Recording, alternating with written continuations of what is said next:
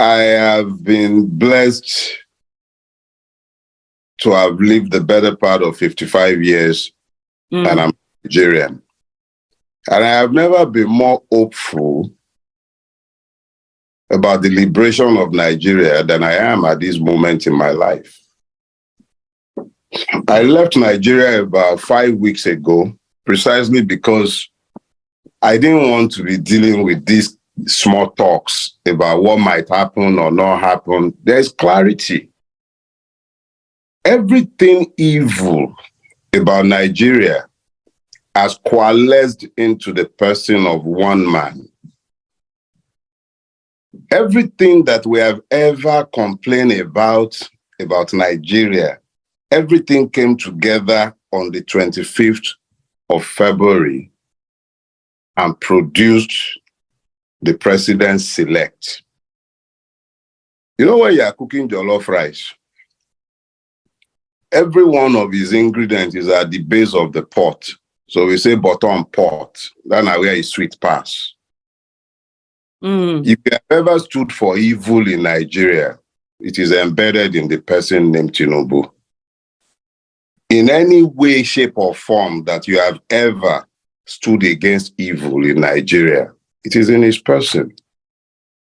So Tinubu for me is a blessing. It clarifies the issues. If you can find accommodation for Tinubu, you're evil.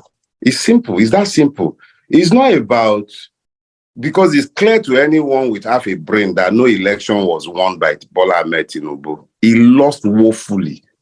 But producing him as the president-elect is the crystallization of Nigerian impunity, the madness of Nigeria. Everything that is wrong about Nigeria came together to produce this evil.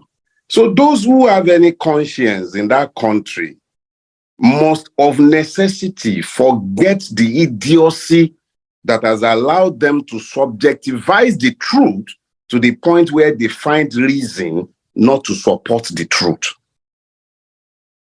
You cannot claim that it's not about the person of Gregory Peter Obi. It has nothing to do with his person. This is about principle.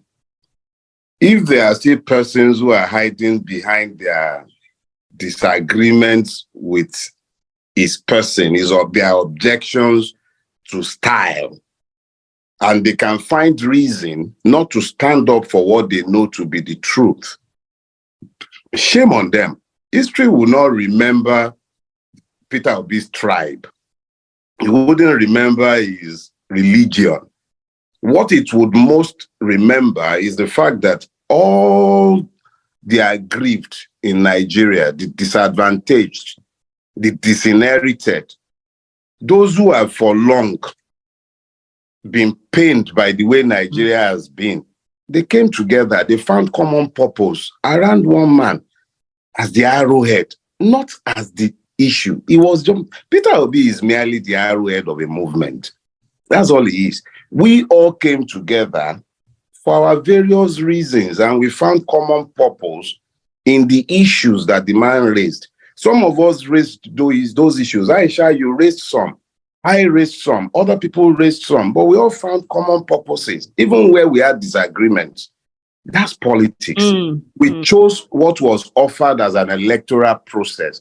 We staked our reputations behind a faith that the electoral process would be worthy of support. A law was passed. We stood behind that law. That